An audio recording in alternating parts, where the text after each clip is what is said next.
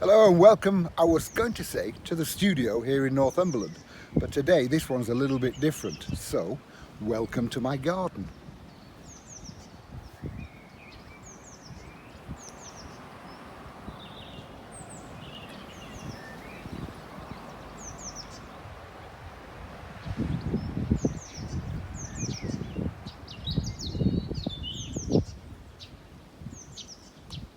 Now, isn't that pretty? Now, quite often you will see things every day and don't realise that it could actually make a painting. So I'm going to show you here, I'm at a slight angle from that shed and the trees behind it. And that's what I'm actually going to paint. Yes, there's a fairly nasty looking old porter cabin building behind it, but I'm just going to ignore that. And this will show you as well what you can leave out and what you can put into a painting to make it into a painting. So I'm going to start off with my drawing, and it's just the old building there. Actually, it's not a really old building, that one. That's my newest shed. That's where my little sit-on lawnmower lives. A bit of that there. You notice that line's going down slightly, going downwards. Then I've got the other roof,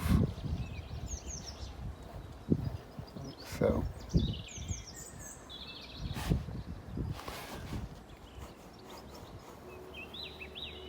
And the sides of the building.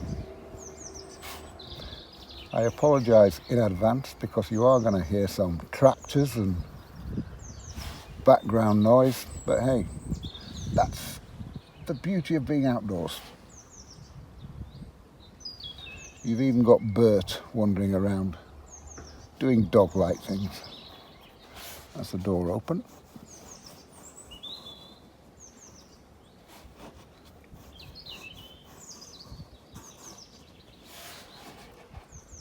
Downward slightly there. And the other door is closed, or semi-closed.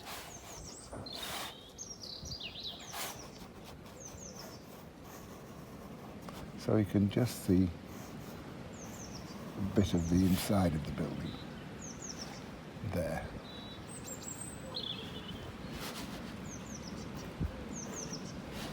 And the wind blowing in the trees. Isn't it typical when I get outdoors the wind decides to pick up?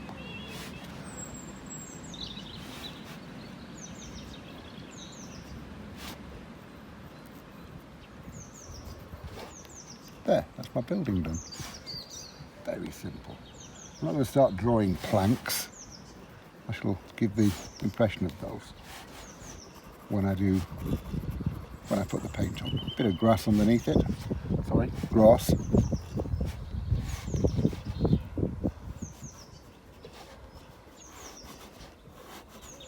And there's the ramp that the lawnmower goes up.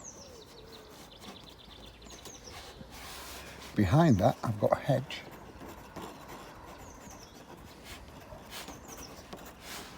And a bit down here, a couple of pots there. Just makes it look a bit more rustic. I have another one actually.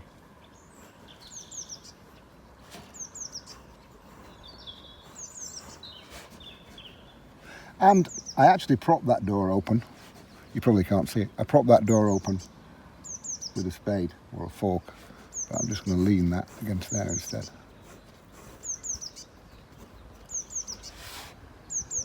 And then from here, I've got some trees coming out. As I said, I'm missing out that old building, that old porter cabin thing behind it.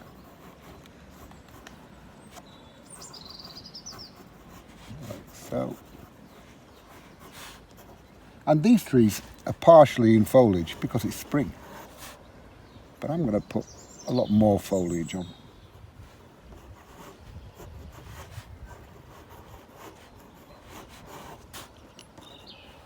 And there's some big bits coming up there.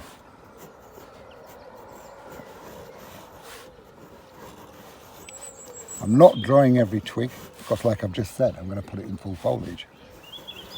Therefore, if I start drawing loads of twigs, of just a waste of my time because I'll be covering them all up when I put the foliage in. Here's a fir tree behind there. Actually, I'll let you into a little secret. That big old fir tree there, it must be 30 feet tall. Well, that was my first ever Christmas tree when I moved into my house about 30 years ago. And it was in a pot with roots. And now, look at the size of him. I'm quite proud of that tree actually. Little things please me. I'll make that look more like a fir tree when I put the foliage on.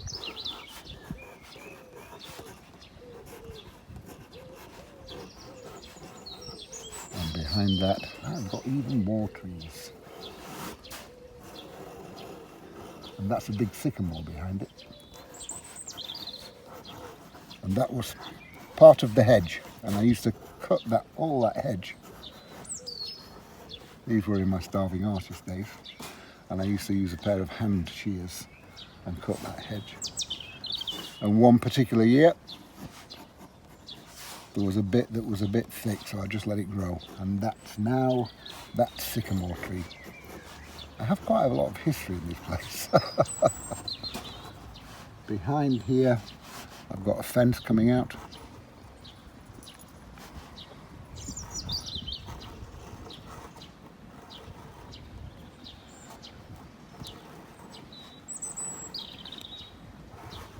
I'm pressing on a little bit harder with my pencil than I would ordinarily, so that you can still see the drawing.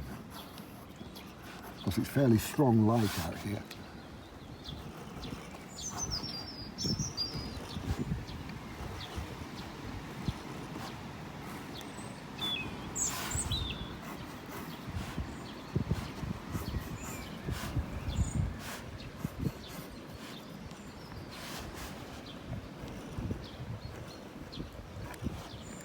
And nearly done with that. There's the big fence post. Gate post actually.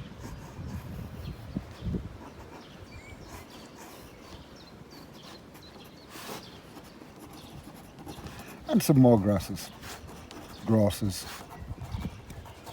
And the rest in this foreground here is going to be about shadow. So actually, shall I put the wall in? Yes, go on, I'll put that wall in. That's the wall of my drive. Bert's having a mad moment to himself, running around the field.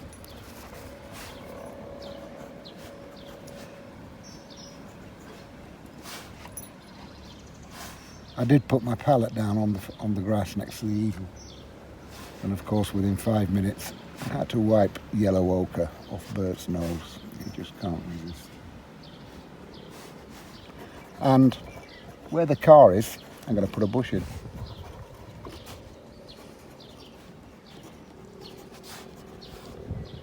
And that will more or less do. Drawing done.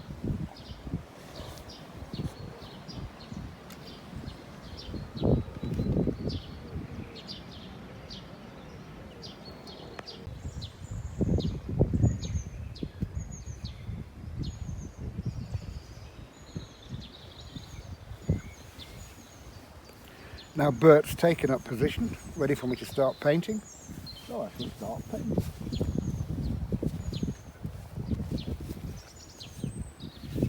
And what I'm going to do to start with is the sky wash, obviously.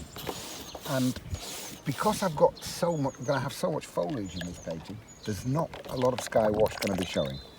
But don't start going around trees, because remember, when you leave gaps in your foliage, you need to see sky colour through those gaps, not big clumps of white paper. So go all the way through. There. And I'm just going to use ultramarine blue, plenty of water into it, but just ultramarine blue. You enjoying yourself there, Bert? Honestly, I have 2 black Labradors and they're both as mad as each other. Frank's decided that he doesn't want to sit out in the sun, so he's stayed indoors. Just ultramarine blue there, look. Coming down. Always remember it's going to dry nearly 50% light, well, about 30% lighter than when I put it on. So allow for that. Wash out, squeeze out, and there really aren't any clouds. So I'm going to leave it as it is. Or shall I have one cloud? Yeah, let's have one cloud, just there.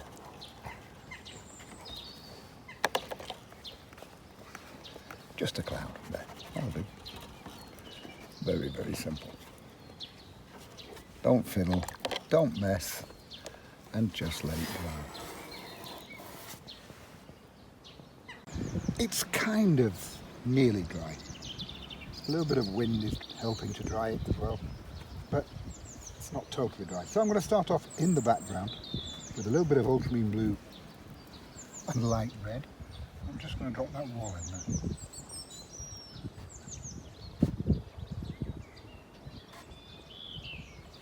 Now, just with a clean damp brush, stroke that down. Excuse me. Excuse me. Excuse me. A bit there, a bit there. Now, I'm just going to take a little bit of paint off the top. Just get more light on that.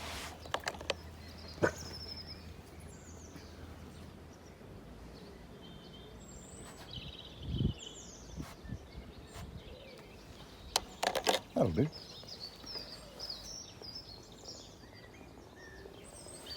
Now it's time for the shed.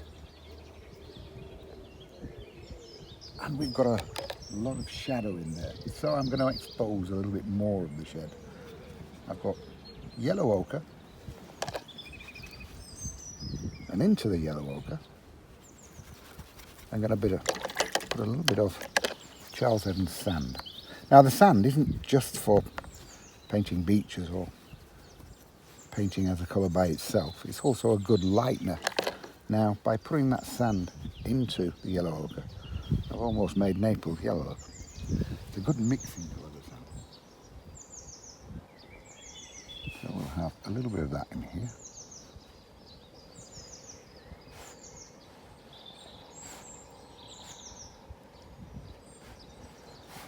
And just a little bit there. Now, raw umber with a touch of yellow ochre mixed into it. There's my raw umber, and a bit of yellow ochre into the raw umber. Plenty of water into that. I'm doing this with my round brush, my number 8 round. Remember the brushes, Aquafine brushes, De La Rowney Aquafine. Fabulous brushes because they'll hold so much water. Look at that. That's just one dip of the paint. And I've filled in the side of the shed with one dip. That brush is about £2.50 on my website. Here comes the tractor. I told you you'd hear the outdoor noises.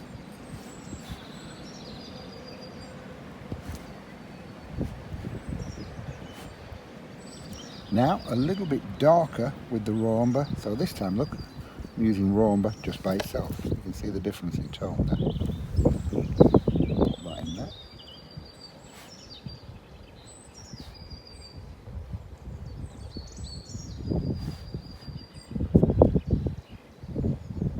Leave a little bit of gap. Just there. A tiny touch of paper showing through there, just to signify where the end of the door is, because that one's closed.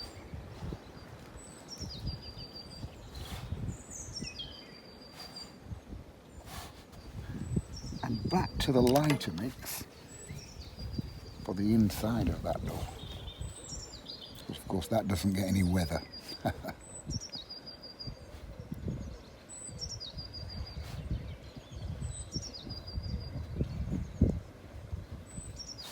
And just fill in.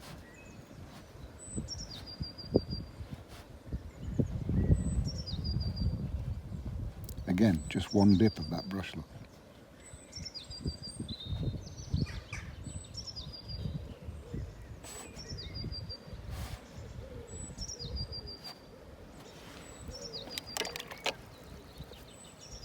Now I need to let that dry before I put the roof bit on and finish off the actual shed. But as I'm saying that, I'm just thinking I can paint the indoors of the shed, which again, raw umber. See what a useful colour raw umber is. If I put a touch of blue into it now, I've got a sepia. Bit more raw umber. There, see? Lovely dark brown sepia. I'm just going to fill that in there. The inside of the shed.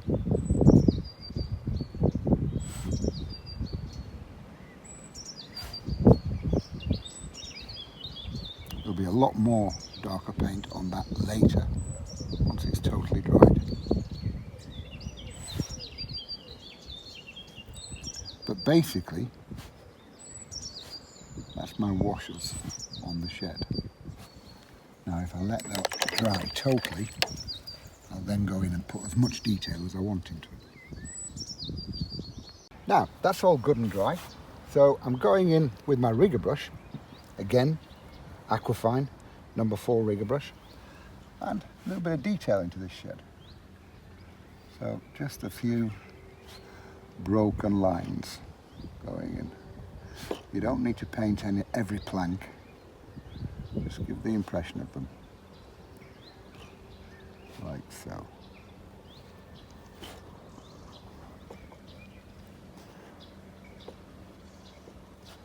So wonderful to be outdoors. And for those people that watch this video in 2 or 3 years from now and wonder why I'm painting my own garden, it's because I like painting out on location, but these days we can't because of the COVID-19 lockdown. Hopefully it will end soon. There's a few lines there.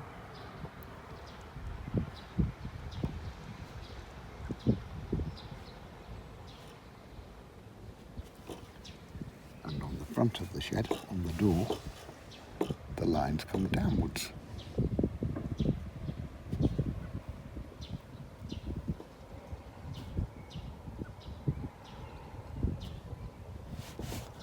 Likewise there.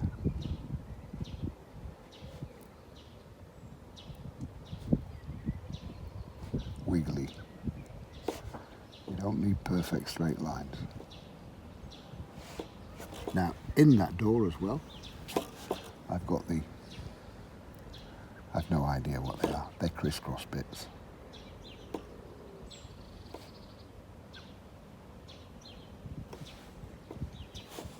There's another one there.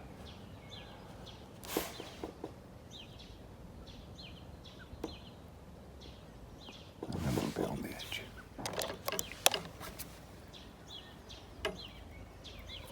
Now, with a little bit of black, of course don't use manufactured black, make it. There's a bit of ultramarine blue and a little bit of burnt sienna. Yeah. A bit more water, there we go. That's just for the hinges then.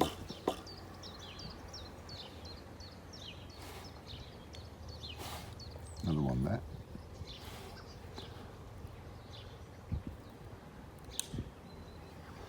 Bert's found himself a very, very nice stick. Now within the door of the shed, that bit of open door there, again black,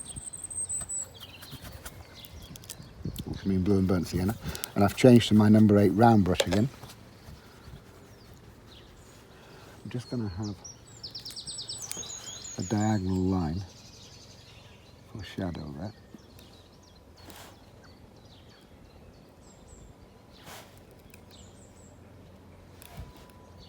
Bring that down there.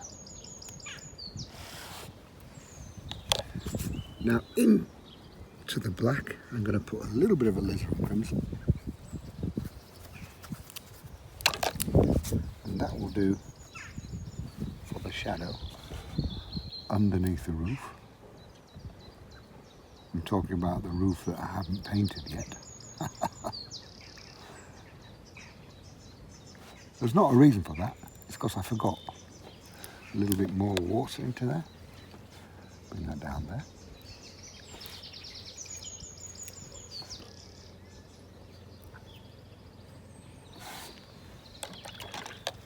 I'll actually paint the roof now. A little bit of ultramarine blue and light red. And that's just going on there.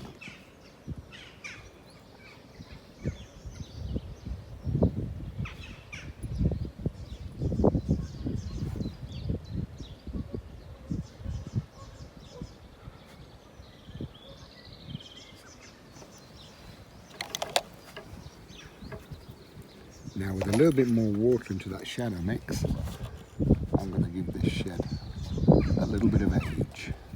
Just a few daubs here and there, look. Now, from that mess, clean damp brush, stipple on.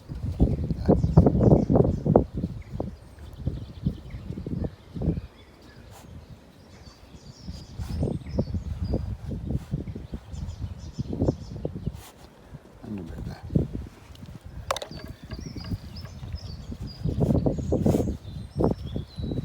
Just roughing it up a bit, really. That'll do. Shed done.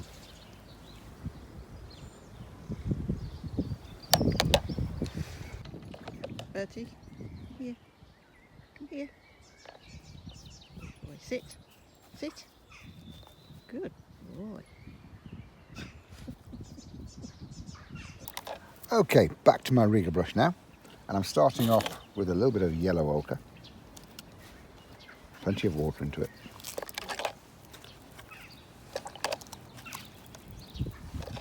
And this is to start the trees behind the shed. And there's quite a few bits of trees here. Whack them on there. Whack, that's your technical term. Bits coming out here. And we've got another one there. Goes to the edge there and then reappears there.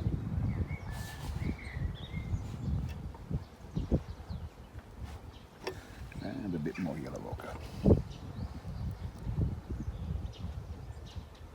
I'm kind of like going through the fence here and there. Doesn't really matter. It's going to be darker anyway. The fence is going to be a lot darker. And we're going to have some yellow ochre on that one as well.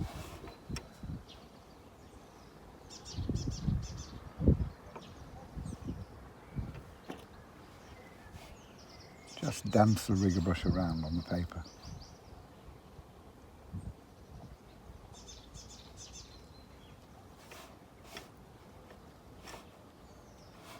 Now, raw umber with blue into it. Raw umber, touch of ultramarine blue. There, a very, very dark sepia, that one.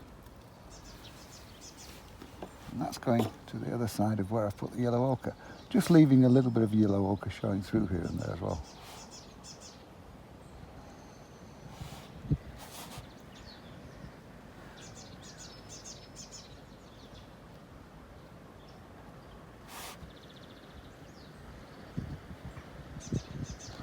The big tree, just to the side of me here, the very big tree at the corner of my land, that's quite a rare tree. It's a black poplar, and apparently that tree is the oldest, the most ancient thing in the village. And my house is about 250 years old, so how old is he? And every year it keeps coming out in foliage and I breathe a sigh of relief.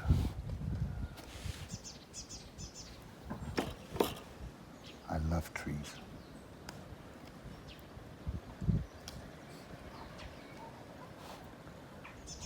And I'm just more of the same here. At this point, this will be a good editing point. And you'd carry on watching the video and suddenly I would have finished all the bark on the trees. But I don't like doing that. I like everybody to see every brush stroke. That's why my videos are so long and boring. Hello? I love trees, love painting trees. A few more bits here. And we'll have a few twigs coming out here from the sides. And this is why I didn't draw them all as well, because if you draw every single twig, you end up trying to stick to all of those pencil lines. Get a bit of free flow going to it, invent some twigs.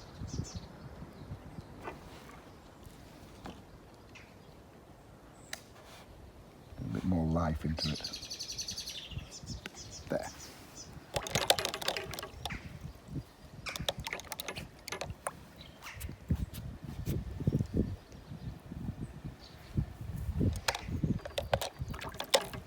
Now, still with the trees, but you would imagine now that I'm going to put full foliage on here that I would start and go to a small brush and start and paint leaves. Don't go there. Give the impression of a canopy of foliage. So I've changed to my 3/4 inch flat wash brush. Again, Aquafine. I think this one's about £4 or £4.50 or something. I don't know. Now, a little bit of yellow ochre. On like so. Quite strong, this yellow ochre. And what I'm going to start with, as I said, I'm going to put it in full foliage more than is actually there, because it's springtime. I don't want them too sparse with foliage. So what I'm doing, split my 3/4 inch brush. Don't worry about that, it'll go back to shape. A bit of yellow ochre, look.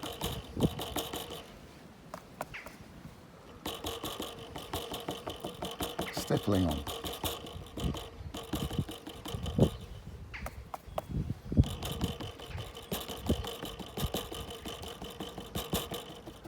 There's all kinds of fancy brushes for doing this kind of thing.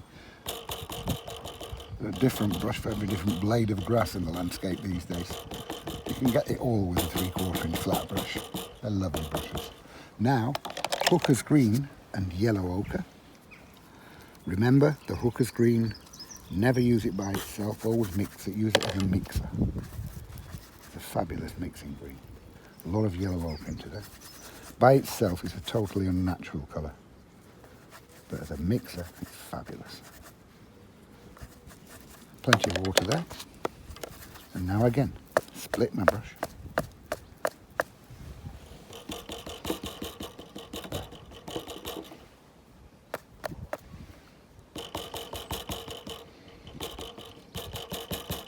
Going through the big fir tree for the time being.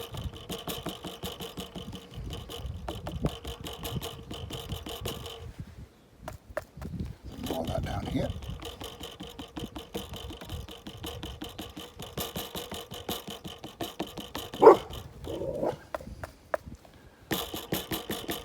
Someone had the audacity to walk down the side lane there. That's why Bert's barking. Because of course, as we know, Bert owns every bit of land around here. According to Bert. Now, a little bit of blue. Just ultramarine blue again, same blue as the sky. Split the brush again.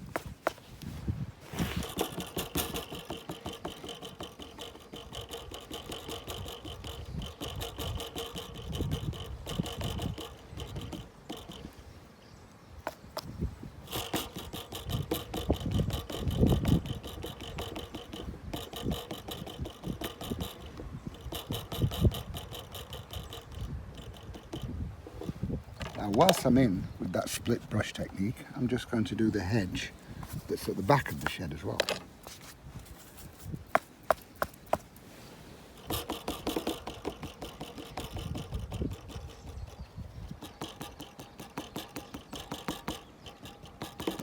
Now my green this time is going to be a little bit darker, so it's hooker's green and burnt sienna.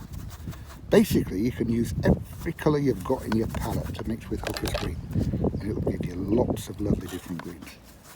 It solves a lot of problems for a lot of people. A lot of people have a problem mixing different greens. Just use your hooker's green. Split that brush. And you see, that's giving me a totally different green.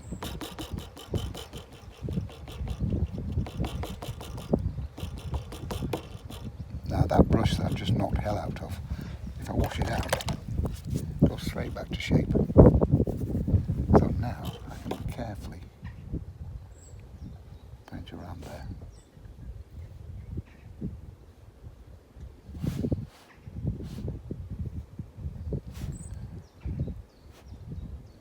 And around my handle of the fork.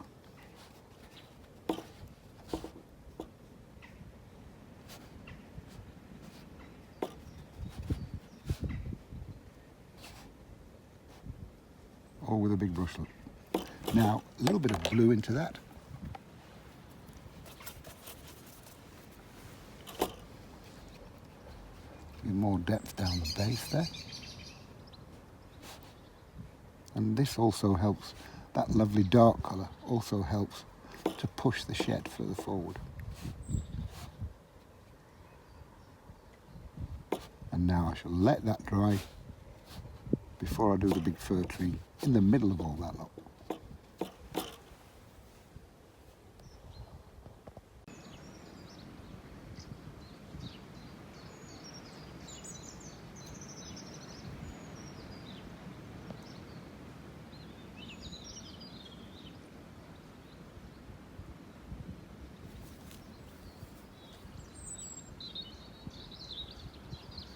Okay. Now, just through the fence there, I can see the gravel on the drive. I'm not being that pedantic about wanting to paint every little thing in, but that's quite a space there in between. I don't want to leave it white, so I'm actually going to paint that bit of gravel in there like so. And I've got ultramarine blue and light red for that.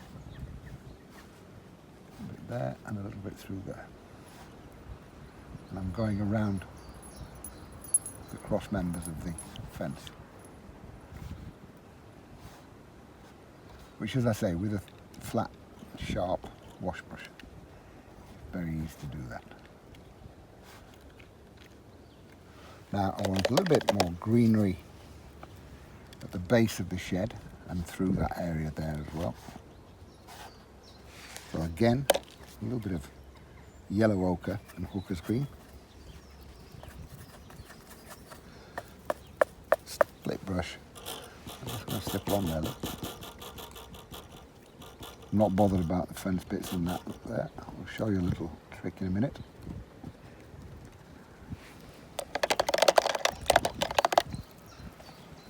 I'll have a little bit of blue as well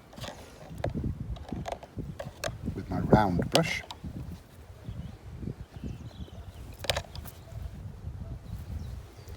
A little bit there,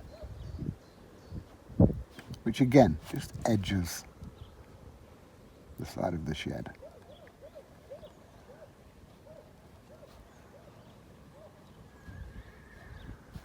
There's horses neighing and dogs barking and everything going on here. You can tell I'm outdoors. Now, time for that big fir tree. And what I'm doing, I've got raw umber again, with quite a bit of blue into it. There, like so. A nice dark colour that. There, raw umber and blue. I'm still with my 3/4 inch flat. I'm just going to use the sharp of the brush to tap on like so and come down through all that lot there. Getting a little bit thicker as it comes to the bottom.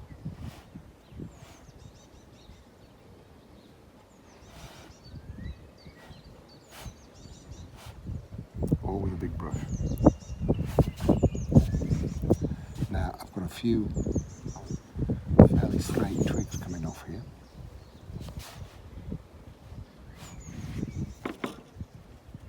Again, like I say, all with the big brush.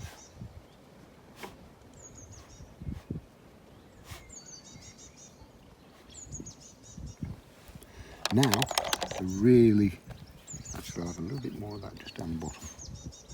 Still with the big brush.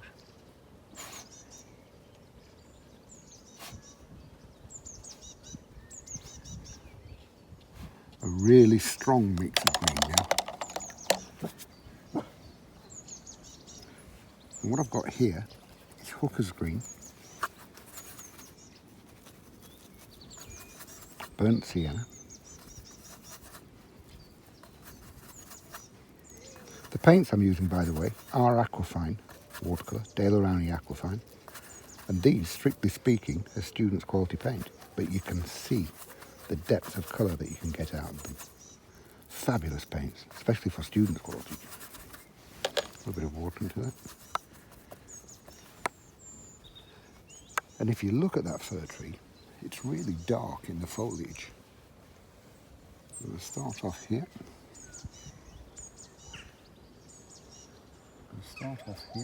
Coming up, stippling on there, look, with the corner of the brush. And as I come further down, stipple and leave bits where you can see through it as well.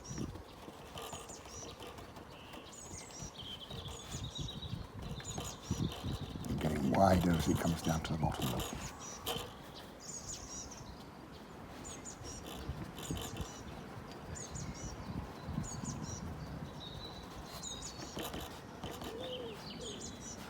And that's where the light of those trees behind really tells.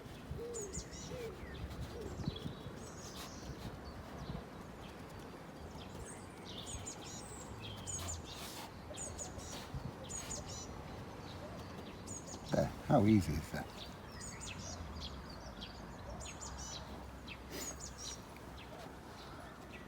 A few more little bits and pieces here and there.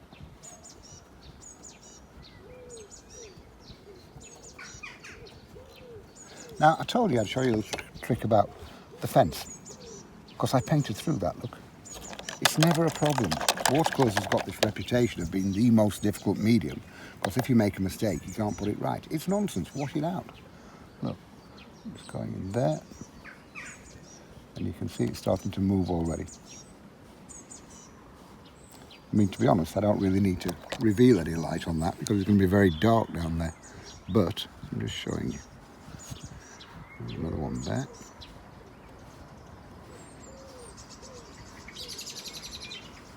See, wash out.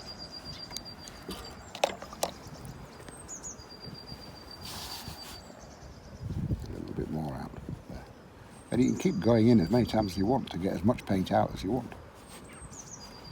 We've got a fence post in there as well. And there.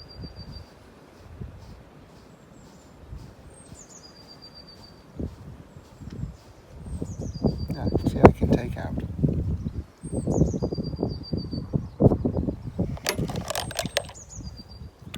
Now, with my round brush, I've got a little bit of yellow ochre to start with. Just a few touches here and there. A little bit there.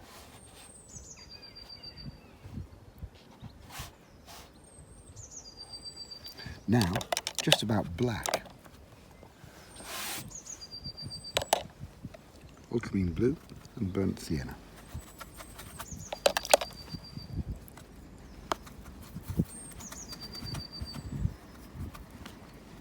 All I'm doing, fill in the rest of the fence with that.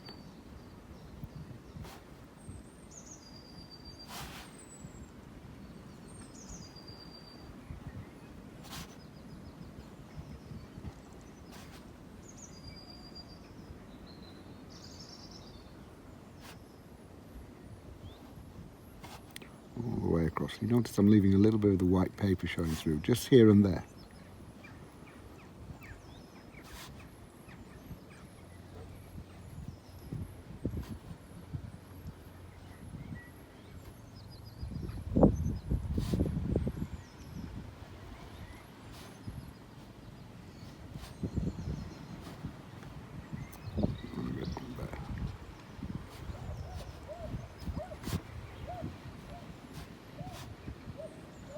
A bit more black there.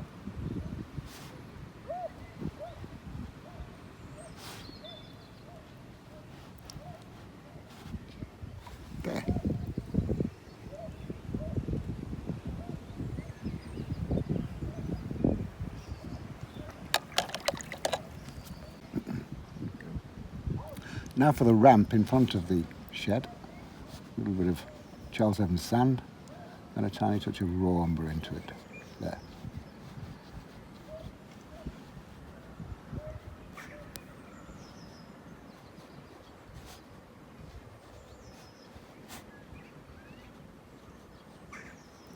And I've got those bins at the side.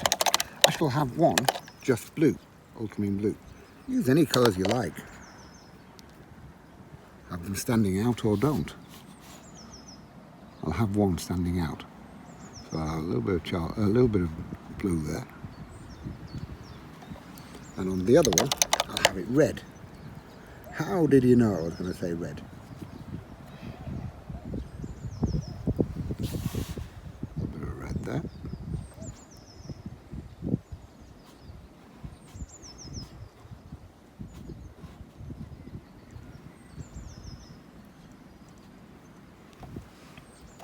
Now I'm going to have a little bit of black, ultramarine blue and burnt sienna again.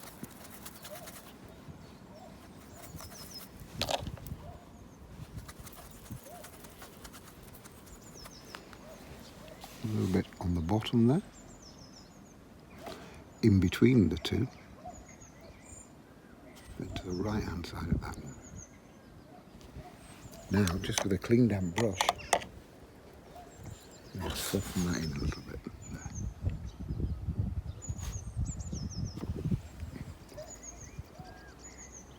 And a little bit of that just in the top.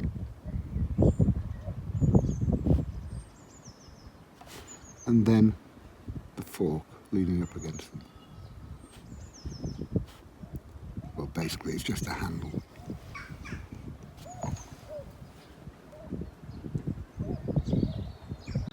Now I've got one little bush there, which actually isn't there, but I'm having one.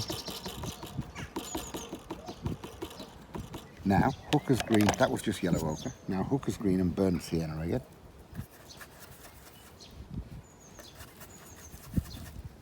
Split the brush.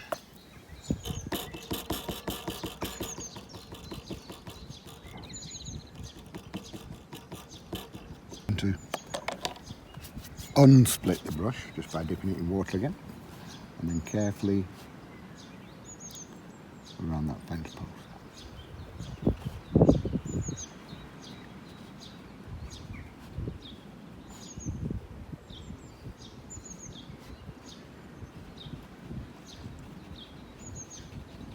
Now all that's left is a load of grass in the foreground. Now, time to get this grass out of the way. And I'm starting off with some yellow ochre, plenty of water into it. And it's just big strokes, this, with my 3/4 inch wash brush.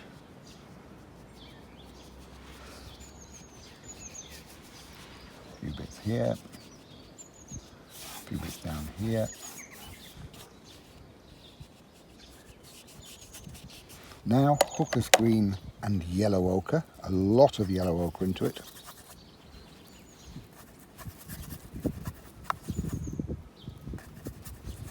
Plenty of water into it. Actually, a little bit more green. That's better.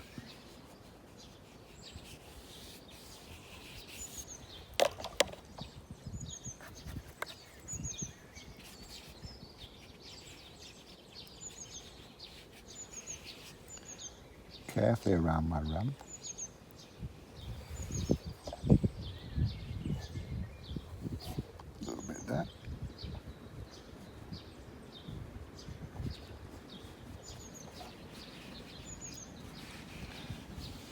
Incidentally, no flies have landed today. Because normally what happens when you're out on location, the minute you get that big sky area wet, that's when the flies land. And afterwards they become birds. But none landed today. A bit more of that down here. Now that needs to dry a little bit before I put the shadows in.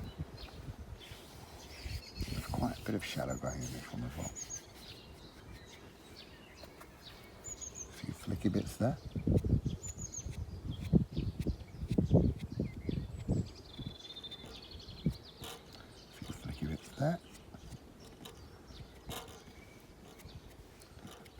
as I said, I'll let that dry before shadow time.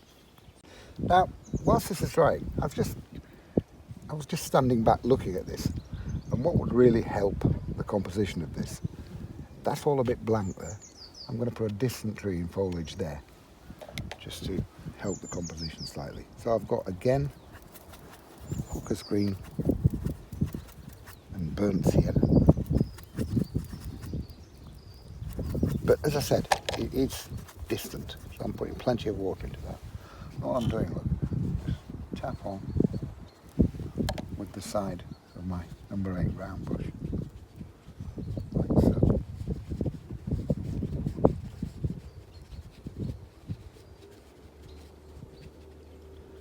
Take it through there a little bit, and there a little bit, leaving the hedge stronger in the foreground. Now, with a little bit of blue, just blue, ultramarine blue, a little bit of that in there, on top of the green, then it doesn't come out just bright blue. Now with the point of my round brush, still with that blue, drag down a few bits there.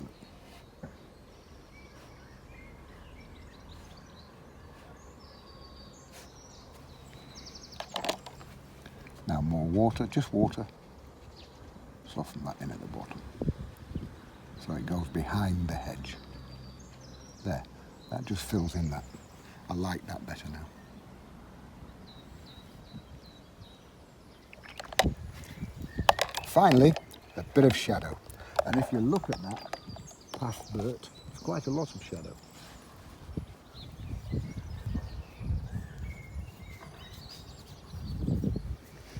In fact, that whole area is really dark now. The sun's moved round while I've been doing this. I'm not going to have it as dark as that, or as totally shadowed as that. So, ultramarine blue, alizarin crimson, and a bit of burnt sienna. There we go. What I'm doing, I'm going to create my shadow here, darker down here, in there.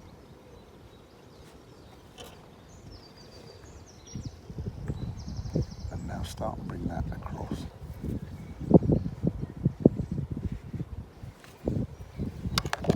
As I'm going, I'm softening out slightly with a little bit more water. A little bit up into the shed.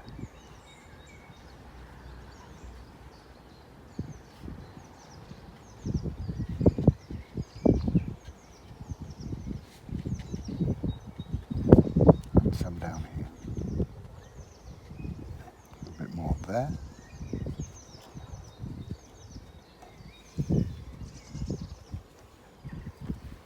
And we'll have some from these posts here.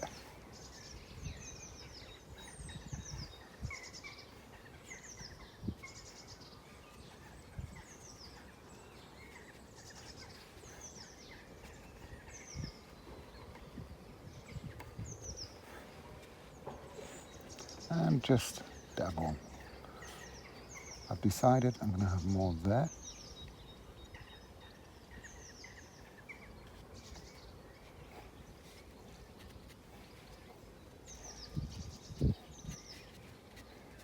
And that will more or less do. Actually, a little bit down there. Shadow from something. Another tree out of shot. It can be a shadow from whatever you want.